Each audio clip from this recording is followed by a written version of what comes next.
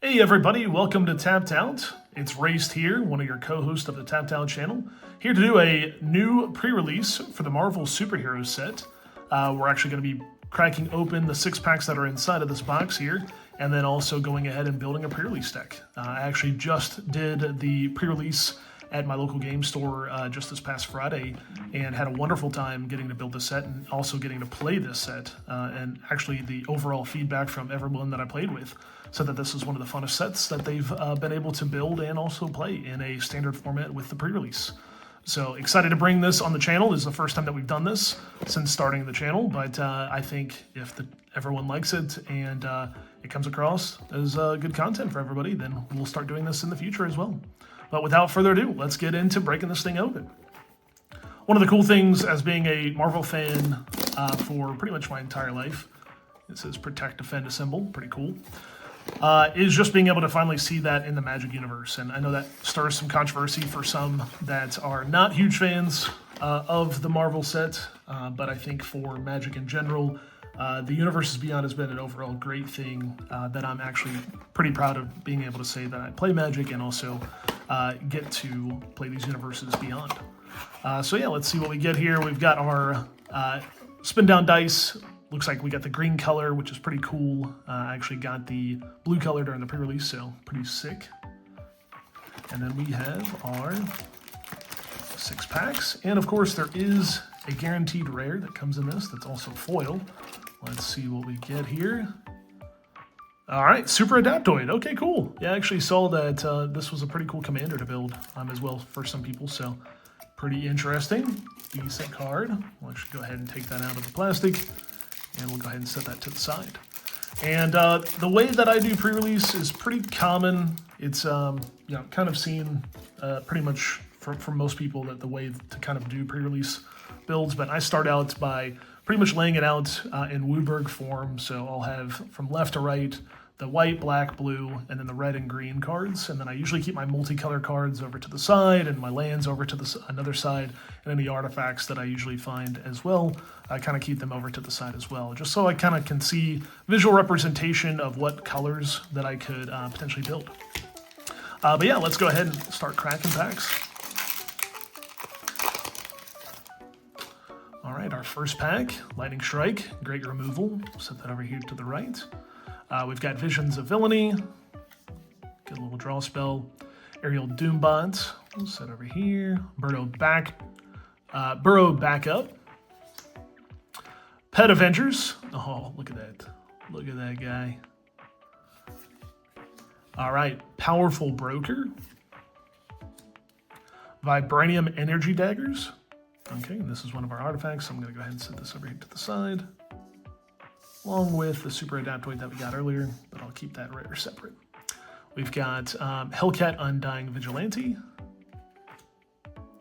Quake Agent of S.H.I.E.L.D., Atuma Atlantean Warlord, pretty sweet. Thor Odinson, okay, pretty cool. He's one of our multicolors, so I'll go ahead and set him over here to the side. And then our rare here is the Astonishing Ant-Man, pretty sweet. Set this with the multicolors. And we also got Stature Size Shifter.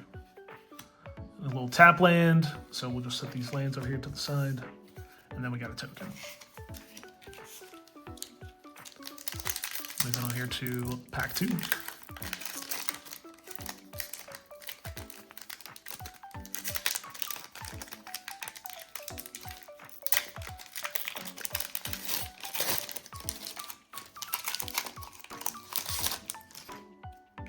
All right, we've got a Knight of Woundagore, pretty sweet. Repulsor Blast. Roxin Brutes. I Am Iron Man, pretty cool. I actually didn't pull that one during the pre-release, so that's kind of sweet. Agent of Atlas. Gorilla. Herbie Scout Unit, one of our other artifacts. Ooh, okay. Get a little full art here. Take up the shield. Instant. Put a 1/1 counter on target creature. It gains lifelink and indestructible until the end of turn. Pretty cool. Ooh, and then Baron Strucker Hydra Overlord. Pretty sweet. Red Hulk. Very good card. Spider-Man to the rescue, just in case you didn't get enough Spider-Man from the Spider-Man set last year. Here we go again. Set him over here with our multicolors. And then our rare, we got Mole Man, Moloid Master. Our foil is Machinesmith Automaton. And then we got a basic land and another token. All right.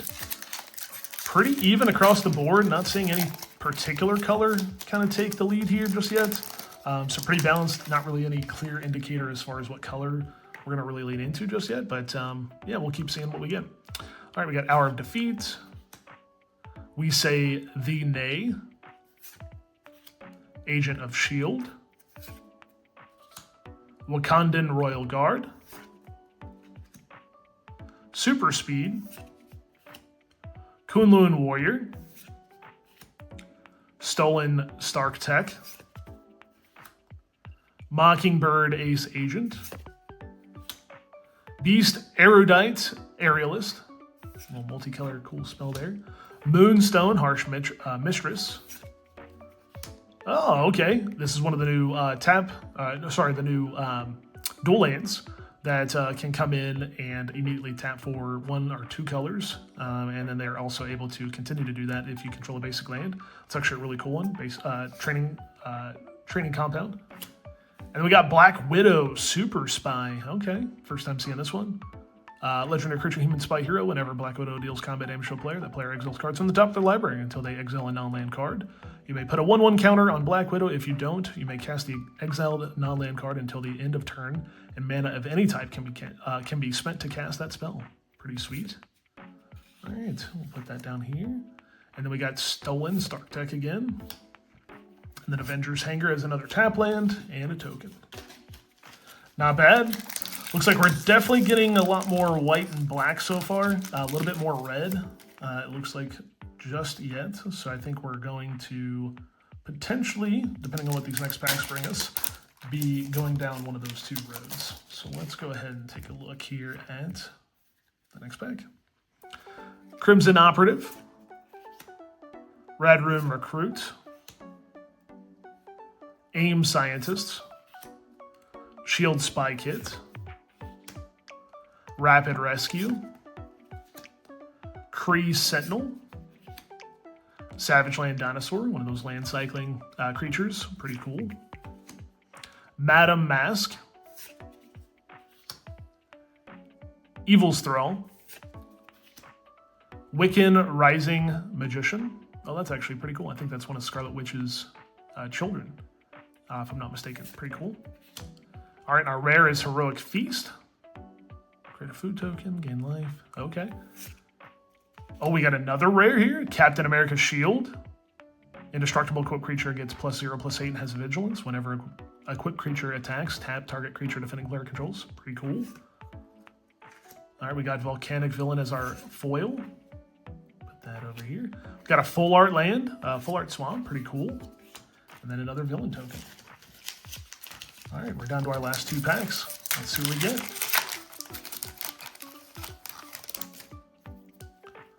All right, we've got AIM Scientist again, Kree Commandos, Rapid Rescue, Kree Sentinel, Red Room Recruit, Trickster's Stratagem, Herbie Scout Unit, got another one of those,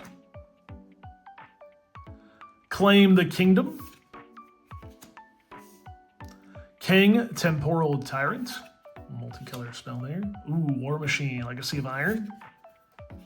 We got Viv Vision, Teen Synthezoid. Haven't actually seen this card before, pretty sweet. Oh, and then we got another Super Adaptoid. Interesting. We got Super Strength as our foil, and then Subterranean Coast tap land there, and a villain. All right, on to our last pack magic here. Let's see what we get.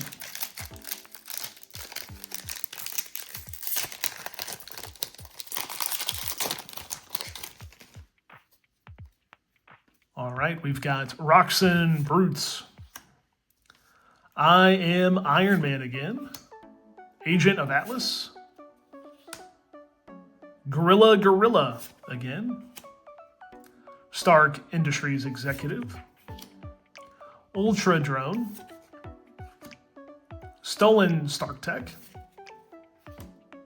Wonder Man Hollywood Hero. Spider-Woman Secret Agent. Grim Reaper Lethal Legionnaire. Training Regimen. Avengers Disassembled. Choose one or both. Avengers Disassembled deals 3 damage to each creature. Destroy target land. Its controller may search for of their library for a basic land card. Put it on the battlefield, tapped, and shuffle. Our foil is going to be Hydra Troopers. And we got another full art land forest. All right. It's pretty cool. Well, what we can immediately tell right off the bat is we have a lot of black and also some mixture of multicolor. We're not as much on the white and the blue colors, so maybe not so much building into either one of those. It could be supplementary, it could be the second color that we choose, but right now it looks like most of what I'm seeing is between black, red, and green. This could probably fill out our deck really, really well. And I actually built a Rakdos deck for the pre-release that I was at my local game store and had a lot of great success with it. And it kind of looks like we may be going down the same route. The only thing I didn't really see too much was a lot of interaction. So I think that's going to definitely play a overall key role here in what colors that I actually end up building.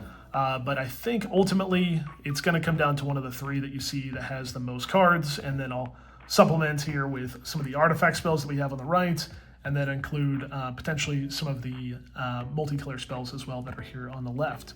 But yeah, we'll go ahead and skip forward here to what I build. All right, I wanted to actually cut in here real quick and kind of show what I've done because I think this is a pretty critical part of the pre-release build out of your deck, especially when you're brand new to pre-releases. This is a very key step. And what I've done is I've taken the 3 colors that I had the most cards of and looked through them, made sure that there was enough interaction, and also made sure that there was enough creatures to build out an actual deck. And what I did then was I broke this down further by listing for each color their non-creature spells and then their creature spells, just to kind of get a good feel of how many of each are actually in each color that I have. And then I look down here and I actually have at the bottom my artifact creature spells, which actually drew a decent amount from these packs, and then also the non-creature artifact spells that I have over here.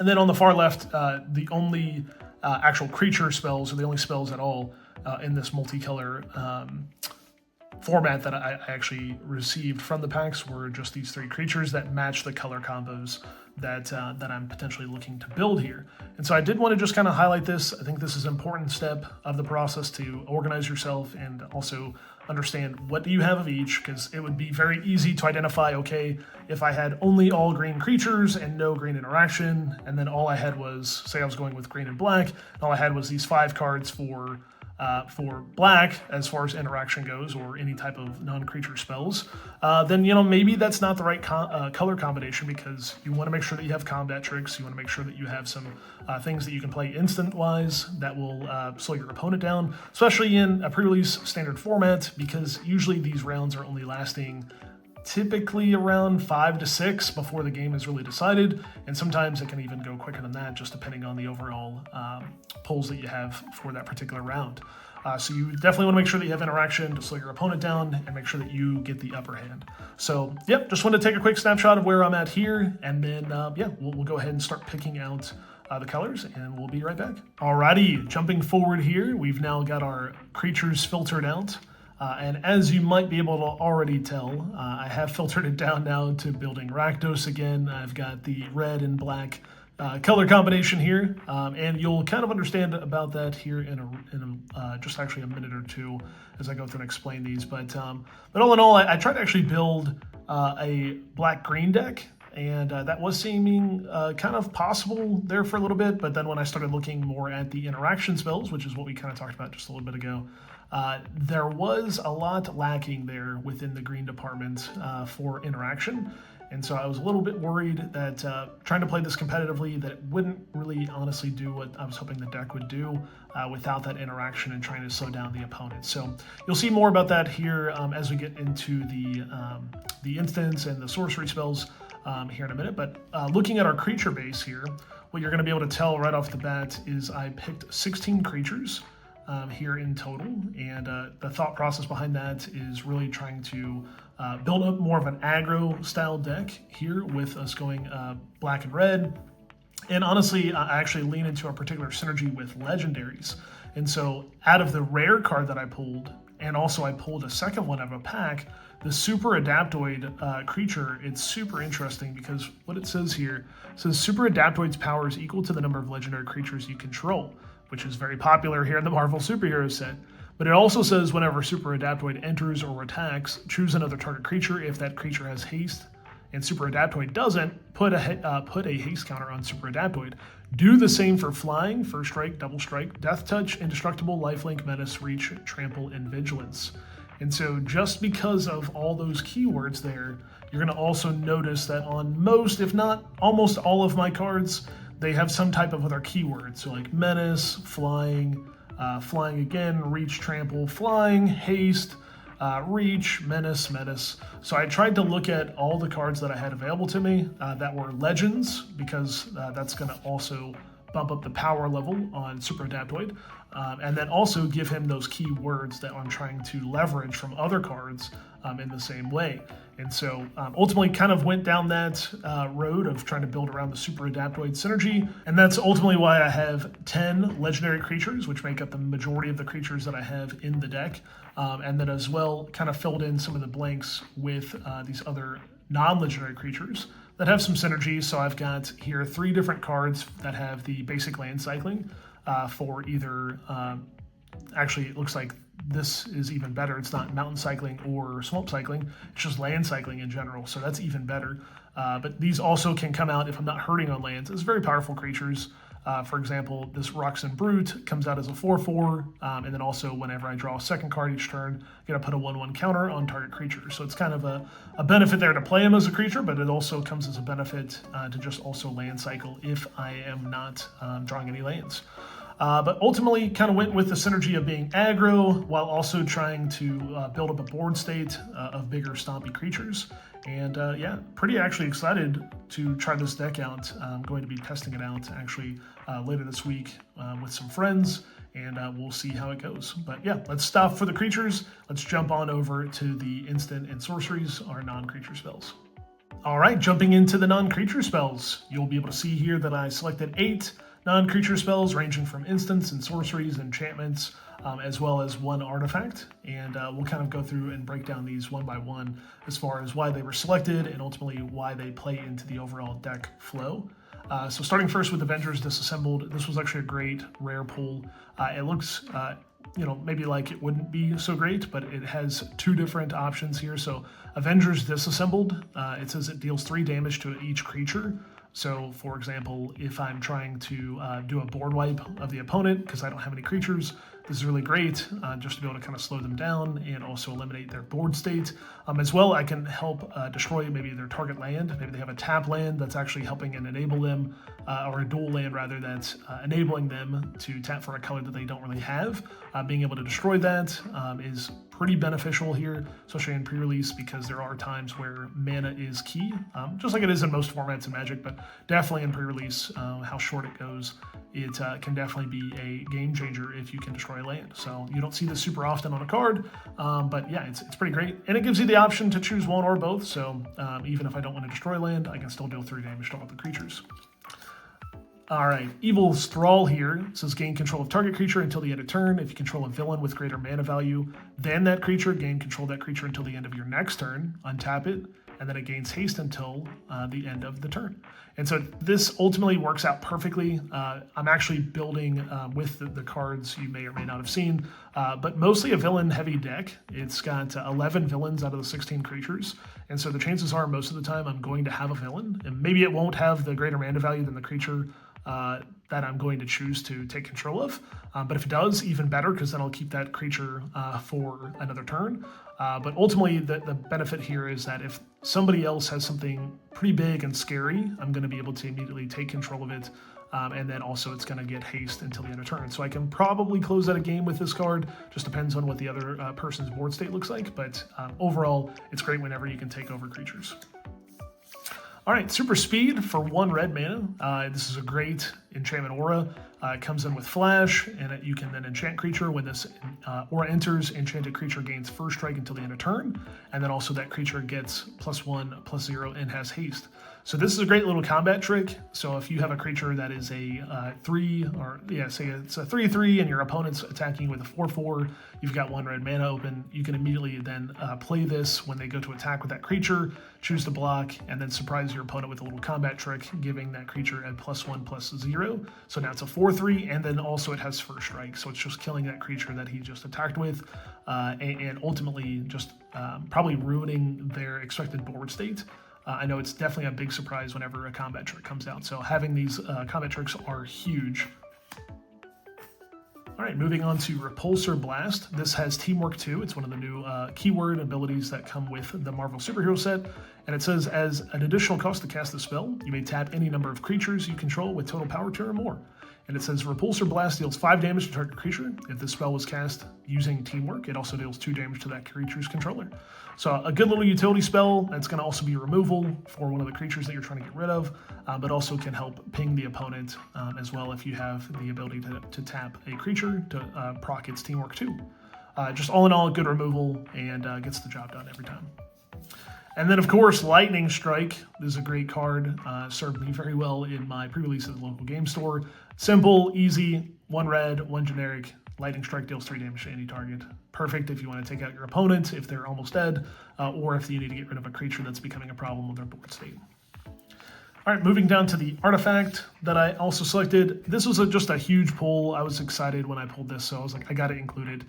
It's kind of like a little pet card from the set, but being able to have Captain America's shield, indestructible, equipped creature gets +0/+8, and has vigilance whenever equipped creature attacks, tap target creature defending player controls. Again, just great control option. It doesn't cost too much to cast, doesn't cost too much to equip, and then it pretty much just makes your creature just a big wall on the battlefield, which is exactly what you'd expect from Captain America's shield. So just a really cool, fun card, and yeah, I think I definitely want to keep it included. In black as well, we had a removal spell that comes at instant speed. This is ultimately something that you'd want to play carefully because it does cost 4 mana, 1 black pip, and then 3 generic. And it does give you the option to surveil, so it does have some utility there too, but I do think it's kind of expensive as one of the removal spells in this set, so it's ultimately not the greatest one, but ultimately you do get to just destroy and then surveil, so it has some upside with the surveil. And then the last one, again, kind of plays into the villains tribal that we're going with here. It says Vision's Villainy, 1 black pip, and 2 generic. The spell costs 1 less to cast if you control a villain, which of course I've got 11 of them in the deck, so that should happen most of the time. And then it says you can draw 2 cards and you lose 2 life. So for searching through your deck to try to uncover some of the spells that you actually need to win the game, Vision's Villainy is another great addition. Okay, as we start to wrap up, the next thing that we have to make sure, and it's actually one of the most important things to make sure that we do correctly, is get our mana base exactly how we want it. And so what I usually do, and what you'll see here now on the board, is I've got my creatures, and then my non-creatures, and then my artifacts over here to the side, split up, but also to where I can count the pips that are here for each of the different colors. And that is going to actually build into a calculation that I use to understand how much lands of each type that I need to include. So what we'll do is we'll just count the pips real quick of each of the colors, and then we'll kind of get an idea from there.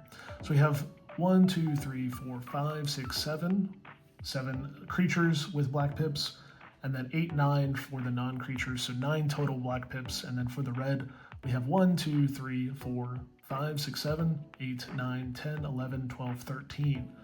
So we have 13 red pips between the creatures and the non-creatures. And again, that kind of leans more towards the side of maybe we need to include more mountains over swamps in the deck. So that's definitely what I would do. Not drastically. You're not trying to like over filter your deck with mountains, but you know, at this point we have a total card comp of 24 cards. So we would need 16 lands. Out of that 16, maybe what I would do is do, instead of 8 and 8, so half and half, since it's not exactly even, maybe I would do 9 and 7 or even 10 and 6. Probably leaning more towards the 9 and 7 over the 10 and 6, just because it's a pretty even balance, and the artifacts obviously can just be used for any type of mana. But ultimately, this is a key calculation that you should do when you're building out a pre-release deck, because ultimately, if you have more of one color, you don't want to just go even on your land base and then potentially mess up when you're actually trying to pull a particular color because you leaned more into one over the other and you're only pulling up the other color that you don't need. And so take from my own personal experience, that's happened before. You don't want that to happen, especially when you're trying to be competitive in a pre-release while it's still fun, but ultimately you want to try to win first place or second place, third place, so you can get some more packs of the set and get to enjoy more of the set yourself by winning. So definitely don't overlook your land base, as it is a key part of building a good pre-release deck. And so yeah, that's everything from today's video. I hope that you enjoyed getting to watch this pre-release guide that we're doing here on the Tapped Out channel. It ultimately was a great joy to go through and look at these cards again from the Marvel Superhero set, which again, if you haven't already done a pre-release or if you haven't built any decks from this set, I highly recommend go to your local game store, see if they have any more pre-release kits that are available, or see if they also have any pre-release tournaments that are still coming up, and go ahead and try to get involved there. Also, the Hobbit set will be coming out in August, so if you missed out on this pre-release and your local game store isn't doing any more, definitely go check out the Hobbit, which will be coming out in August, and that is sure to be another awesome set that's going to be coming out within the Magic universe. So all in all, it's raced again. Thanks for joining this video today. If you would, please go ahead and like and subscribe if you like this content. And again, thanks for watching. You've been Tapped Out.